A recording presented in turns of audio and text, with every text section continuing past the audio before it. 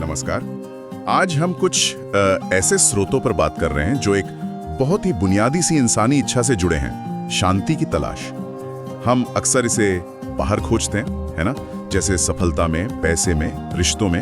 पर सवाल यह है कि क्या शांति सचमुच बाहर मिलती है? हाँ, और यही वो दिलचस्प सवाल है जिस पर आज के स्रोत हमें सोचने पर मजबूर करते हैं। हमारे पास एक लेख है, करुणा और दया से सच्ची शांति। उसके कुछ अंश हैं और ये लेख भगवान बुद्ध की शिक्षाओं और उनकी जिंदगी की कहानियों का इस्तेमाल करके शांति पाने का एक बिल्कुल अलग रास्ता दिखाता है। एक ऐसा रास्ता जो बाहर नहीं बल्कि हमारे अंदर से शुरू होता है। अंदर से? अच्छा, यानी ये शांति बाहरी हालात पर निर्भर नहीं करती। ये तो हाँ, काफी अलग सोच है। तो आज हमारा मकसद यही समझना है कि ये स्रोत जो हैं, ये करुणा और दया जैसी भावनाओं को शांति से कैसे जोड़ते हैं। क्या वाकई दूसरों के लिए अच्छा सोचना, दया दिखाना हमें खुद शांत महसूस करा सकता है? देखते हैं इन विचारों में कितनी गहराई है। बिल्कुल। देखिए, स्रोत का जो सेंट्रल आइडिया है वो यही है कि सच्ची टिकने वाली शांति का सोर्स हमारे अंदर ही है, और वो सोर्स है करुणा। जब हम दूसरों के दुख को महसूस करते हैं, उनके लिए सहानुभूति रखते हैं, तो हमारे अपने मन में एक खास किस्म की स्थिरता आती है। ये किसी बाहरी इनाम या अचीवमेंट जैसा नहीं है, बल्कि मन की एक अवस्था है। और शायद इसीलिए बुद्ध ने कहा था, करुणा ही सच्चा धर्म है और दया ही सच्ची पूजा। ये बात तो सोचने पर मजबूर करती है, क्योंकि धर्म और पूजा को अक्सर हम बाहरी क्रियाओं से जोड़ते हैं, है ना, रीति रिवाजों से। लेकिन यहाँ तो जोर पूरी तरह से अंदर की भावना पर है। ऐसा क्यों? करुणा इतनी फंडामेंटल क्यों है? स्रोत बताता है कि करुणा हमें जोड़ती है, न सिर्फ दूसरे इंसानों से बल्कि सभी जीवित प्राणियों से। और जब हम ये जुड़ाव महसूस करते हैं तो अकेलेपन और वो जो अलगाव की भावना होती है ना, वो कम होती है, और अक्सर यही अशांति का कारण बनती है।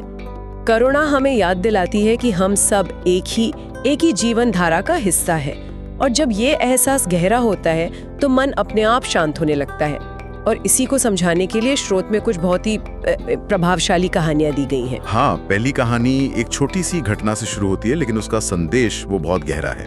बुद्ध अपने शिष्यों के साथ एक लंबी यात्रा पर थे। गर्मी बहुत थी, रास्ता धूल भरा था और सब थके हुए थे। हाँ, तभी उनकी नजर सड़क किनारे पड़े एक नन्हे घायल पंछी पर पड़ी। बेचारा, उसका पंख टूट गया था और वो दर्द से छटपटा रहा था। अब यहाँ जो शिष्यों की प्रतिक्रियाएं हैं वो देखने लायक है और शायद आज भी बहुत आम है। बिल्कुल। एक शिष्य ने कहा, अरे इसे यहीं छोड़ देना चाहिए, ये शायद नहीं बचेगा, हम क्या कर सकते हैं? दूसरे ने थोड़ी और फिलोसॉफिकल बात कही, ये तो प्रकृति का नियम है, जीवन और मृत्यु तो चलते रहते हैं। एक तरह से देखें तो ये बातें शायद तर्कसंगत लगती हैं, थोड़ी कठोर पर प्रैक्टिकल। हाँ, प्रैक्टिकल तो थी, लेकिन उनमें एक चीज की कमी थी, एक्टिव करुणा की। बुद्ध ने उन तर्कों पर ध्यान नहीं दिया। उन्होंने धीरे से उस पंछी को उठाया, बहुत सावधानी से उसके घाव को साफ किया, उसे थोड़ा पानी पिलाया और फिर उसे पास के एक पेड़ की छांव में सुरक्षित रख दिया। शिष्यों के लिए ये हैरान करने वाला था। वो सोच रहे होंगे कि इतने बड़े ज्ञानी जिनके पास दुनिया भर से लोग आते हैं सलाह लेने, वो एक मरते हुए पंछी पर इतना वक्त क्यों दे रहे हैं? तो उन्होंने पूछ ही लिया, गुरुदेव, इस छोटे से प्राणी के लिए इतना कष्ट क्यों उठाया? आपका समय तो कहीं ज्यादा जरूरी कामों के लिए है। ये सवाल दिखाता है कि वो अभी तक बाहरी महत्व और अंदरूनी स्थिति के बीच का जो कनेक्शन है उसे समझ नहीं पाए थे। बुद्ध का जवाब इस कहानी का सार है, एसेंस है। उन्होंने शांति से कहा, जिस हृदय में छोटे से छोटे प्राणी के लिए भी करुणा नहीं है, उस हृदय में सच्ची शांति का भी वास नहीं कर सकती। उन्होंने बात को और साफ किया, कहा, अगर हम एक बेजुबान पंछी की पीड़ा को महसूस नहीं कर सकते, उसकी तकलीफ देखकर हमारा दिल नहीं पसीजता, तो हम इंसानों के गहरे दुखों और तकलीफों को कैसे समझ पाएंगे? ये वाकई सोचने वाली बात है। क्या करुणा अविभाज्य है? क्या ऐसा हो सकता है कि हम सिर्फ कुछ खास लोगों के लिए ही दयालु हों? स्रोत का इशारा यही है कि सच्ची करुणा भेदभाव नहीं करती। वो एक स्वाभाविक प्रतिक्रिया बन जाती है हर तरह के दुख के प्रति, चाहे वो छोटा हो या बड़ा। और बुद्ध के अनुसार यही यूनिवर्सल करुणा शांति की नींव है। जब दिल इस तरह खुला और संवेदनशील होता है, तभी वो बाहरी उथल पुथल से अप्रभावित रहकर शांत रह सकता है। ये बाहरी परिस्थितियों से जीतने की बात नहीं है, ये अंदर की संवेदनशीलता को जगाने की बात है। तो ये सिर्फ उस पंछी की जान बचाने के बारे में नहीं था, है ना? ये एक सबक था शिष्यों के लिए और शायद हम सब के लिए भी, कि शांति का रास्ता हर जीवित प्राणी के प्रति सहानुभूति से होकर गुजरता है। और ये समझ हमें अगली कहानी की तरफ ले जाती है, जहां कोरोना का असर सिर्फ एक व्यक्ति या पंछी तक नहीं, बल्कि पूरे समुदाय पर पड़ता है। हाँ बिल्कुल। अगली कहानी एक ऐसे गांव की है जहां हालात बहुत खराब थे। बुद्ध और उनके शिष्य वहां पहुंचे तो देखा कि गांव में चोरी, डकैती, आपसी नफरत, झगड़े, ये सब आम बात हो गई थी। लोग एक दूसरे पर बिल्कुल भरोसा नहीं करते थे। हर तरफ डर और अशांति का माहौल था। और गांव के लोग इस स्थिति से तंग आ चुके थे। वे शांति चाहते थे, पर उन्हें कोई रास्ता नहीं सूझ रहा था।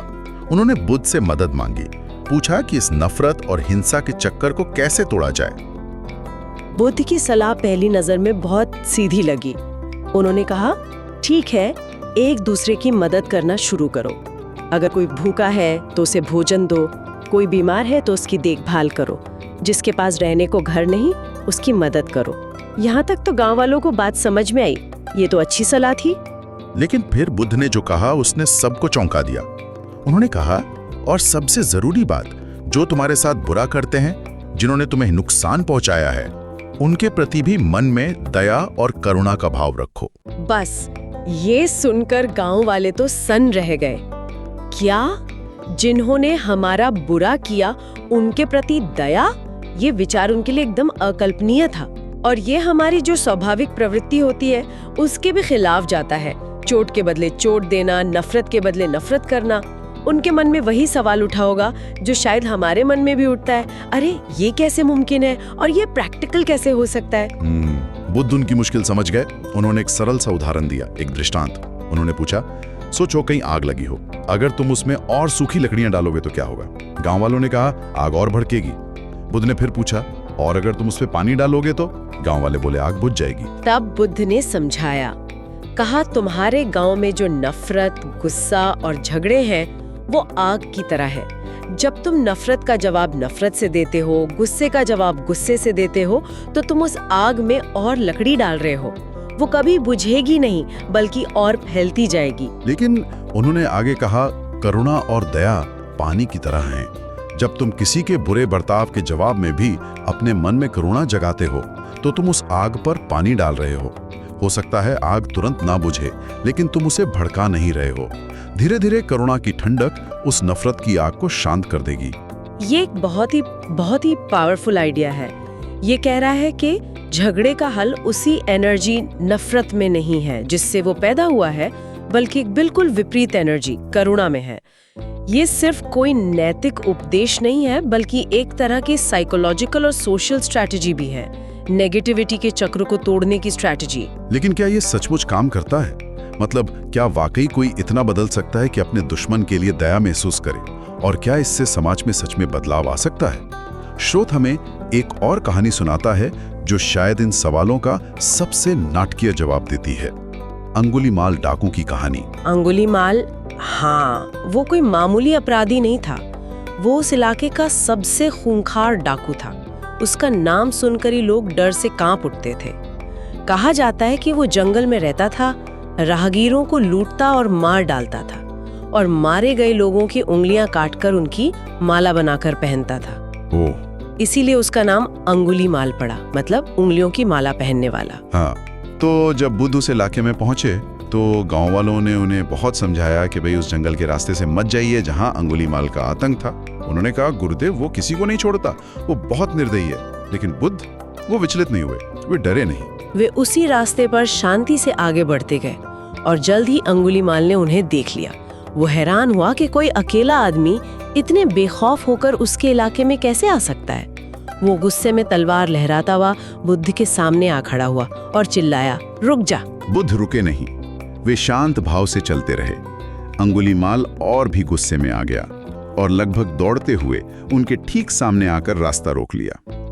उसने अपनी खून से सनी तलवार उठाई और गरज कर पूछा, तुझे डर नहीं लगता मुझसे? क्या तू नहीं जानता मैं कौन हूँ? अब यहाँ जो हुआ वो असाधारण था। बुद्ध रुके, उन्होंने अंगुलीमाल की आंखों में देखा और उनके चेहरे पर डर का कोई निशान नहीं था, बिल्कुल शांत। उन्होंने बहुत ही शांत और स्थिर आवाज में कहा, मैं क्यों डरूं? डर तो उसे लगता है जिसके मन में अशांति हो। मेरे मन में शांति है। अंगुलीमाल तो अवाक रह गया। उसने आज तक किसी की आंखों में इतना डर नहीं देखा था और यहाँ ये व्यक्ति पूरी तरह शांत खड़ा है। उसने फिर पूछा, तुम कौन हो? क्यों नहीं डरते? बुद्ध का अगला वाक्य शायद अंगुलीमाल की जिंदगी बदलने वाला था। उन्होंने कहा, मैं तुम्हें तुम्हारे कर्मों से नहीं बल्कि तुम्हारे भीतर की संभावना से देखता हूँ। तुम्हारे भीतर भी वही जीवन है, वही चेतना है जो मेरे भीतर है। मैं तुम्हें एक शत्रु या एक डाकू के रूप में नहीं देखता, बल्कि एक गहरी पीड़ा और दुख से ग्रस्त आत्मा के रूप में देखता हूँ। एक ऐसी आत्मा जो करुणा से वंचित रह गई है। ये बात सोचने जैसी है। बुद्ध ने उसके भयानक कर्मों को नजरअंदाज नहीं किया, लेकिन उन्होंने उसके पार देखा। उन्होंने उस हिंसा के पीछे छिपे दुख को, अकेलेपन को और शायद उसके भ्रम को पहचाना। किसी ने शायद पहली बार अंगुलीमाल को एक राक्षस की तरह नहीं बल्कि एक पीड़ित इंसान की तरह देखा था। इसका असर बिजली की तरह हुआ। अंगुलीमाल का शरीर कांपने लगा। जिस आदमी ने सैकड़ों हत्याएं की थीं, जिसकी आंखों में कभी दया नहीं दिखी थी, उसकी आंखों से आंसू बहने लगे। उसके हाथ से तलवार छूटकर गिर गई। वो बुद्ध के चरणों में गिर पड़ा और फूट फूट कर रोने लगा। शायद बरसों का दबा हुआ दुख, अपराध बोध, अकेलापन सब एक साथ बाहर आ गया। बुद्ध ने उसे उठाया। उन्होंने उसे डांटा नहीं, कोई सजा नहीं दी। उन्होंने बस करुणा से कहा, उठो। अतीत में जो हुआ उसे बदला नहीं जा सकता, लेकिन भविष्य तुम्हारे हाथ में है। हिंसा का रास्ता छोड़ो और सेवा और करुणा के रास्ते पर चलो। इसी से तुम्हें सच्ची शांति मिलेगी। और अविश्वसनीय रूप से अंगुलीमाल बदल गया। वो खूंखार डाकू बुद्ध का शिष्य बन गया, एक भिक्षु बन गया। उसने अपनी बाकी की जिंदगी लोगों की सेवा और ध्यान में बिताई। जब आसपास के गांव के लोगों ने ये बदलाव देखा कि जिस अंगुलीमाल के नाम से वे कांपते थे, वो अब शांत और करुणामय भिक्षु बन गया है, तो उन पर बहुत गहरा असर पड़ा। हाँ, वे समझ गए कि अगर करुणा एक इतने कठोर दिल को भी पिघला सकती है, तो वो यकीनन उनके अपने छोटे मोटे झगड़ों और नफरतों को भी मिटा सकती है। स्रोत बताता है कि इस घटना के बाद उस पूरे इलाके में माहौल बदलने लगा। जिस गांव में पहले अशांति थी, वहां धीरे धीरे सहयोग और प्रेम बढ़ने लगा। लोगों ने बुद्ध की सलाह मानकर एक दूसरे की मदद करना शुरू किया और माफ करना सीखा। बिल्कुल, ये कहानी दिखाती है कि करुणा का असर सिर्फ व्यक्तिगत शांति तक ही सीमित नहीं है, ये समाज में भी बदलाव ला सकती है। ये नफरत और हिंसा के चक्र को तोड़ने की ताकत रखती है, जैसा बुद्ध ने उस आग और पानी वाले उदाहरण में समझाया था। अंगुलीमाल का बदलना उस उदाहरण का जीता जागता सबूत बन गया। तो इन कहानियों, घायल पंछी, अशांत गांव और अंगुलीमाल के जरिए स्रोत एक ही बात पर जोर दे रहा है, शांति का रास्ता करुणा से होकर जाता है। लेकिन यहाँ एक और जरूरी पहलू है जिसे बुद्ध ने अपने शिष्यों को समझाया। हाँ, स्रोत के आखिर में बुद्ध की शिक्षाओं का सार दिया गया है। उन्होंने कहा कि जब तुम दूसरों के प्रति करुणा दिखाते हो, तो तुम सिर्फ उन्हीं का भला नहीं कर रहे होते, असल में तुम सबसे पहले अपना भला कर रहे होते हो। ये दिलचस्प है। हम अक्सर सोचते हैं कि दया करना या मदद करना दूसरों पर किया गया एक एहसान है, पर यहाँ कहा जा रहा है कि इसका सबसे पहला और सीधा फायदा हमें खुद मिलता है। वो कैसे? बुद्ध के अनुसार जब हमारे मन में करुणा, दया, सहानुभूति जैसे भाव होते हैं, तो हमारा मन अपने आप ही शांत और स्थिर रहता है। इसके उलट जब मन में गुस्सा, नफरत, जलन जैसे भाव होते हैं, तो हम खुद ही अंदर से जलते रहते हैं, बेचैन रहते हैं। इसलिए करुणा का अभ्यास दूसरों के लिए जितना जरूरी है, उतना ही हमारे अपने मन की शांति के लिए भी जरूरी है।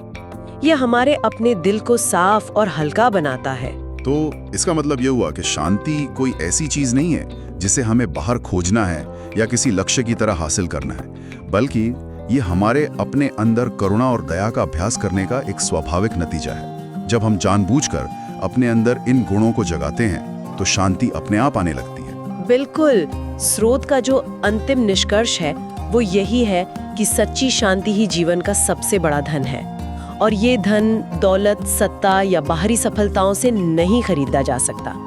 ये हमारे भीतर ही मौजूद है, और इसका ताला खोलने की चाबी है करुणा और दया। हर बार जब हम किसी के प्रति सच्ची सहानुभूति महसूस करते हैं या बिना किसी उम्मीद के किसी की मदद करते हैं, हम अपने भीतर शांति के उस खजाने को थोड़ा और खोल रहे होते हैं। तो आज हमने इन श्लोकों के जरिए देखा कि शांति की तलाश हमें बाहर नहीं बल्कि अपने अंदर ले जाती है, और ये रास्ता करुणा और दया से बनता है।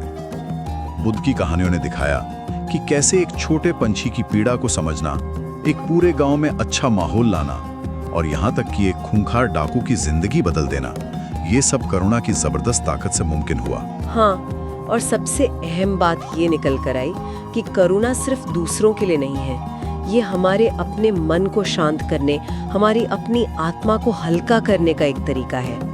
ये बाहरी परिस्थितियों के बदलने का इंतजार करने के बजाय अपनी अंदरूनी स्थिति को बदलने का एक एक्टिव अभ्यास है। ये सब सुनने के बाद एक सवाल मन में आता है जिस पर शायद हम सब सोच सकते हैं। स्रोत बताते हैं कि करुणा हमारे मन को शांत करती है और समाज को बदल सकती है। हाँ, और वो सवाल ये है कि क्या हमारे रोजमर्रा के जीवन में जानबूझकर किए गए दयालुता के छोटे छोटे एकदम साधारण से दिखने वाले काम, जैसे किसी अजनबी के लिए दरवाजा खोल देना, किसी सहकर्मी की मदद कर देना या बस किसी को ध्यान से सुन लेना, क्या ये छोटे कदम धीरे धीरे हमारे अपने अंदर के अनुभव को और हमारे आसपास की दुनिया को वाकई बदल सकते हैं? स्रोत में दी गई कहानियां तो इसी तरफ इशारा करती हैं। ये एक ऐसा विचार है जिसे अपने साथ ले जाकर आजमाया जा सकता है।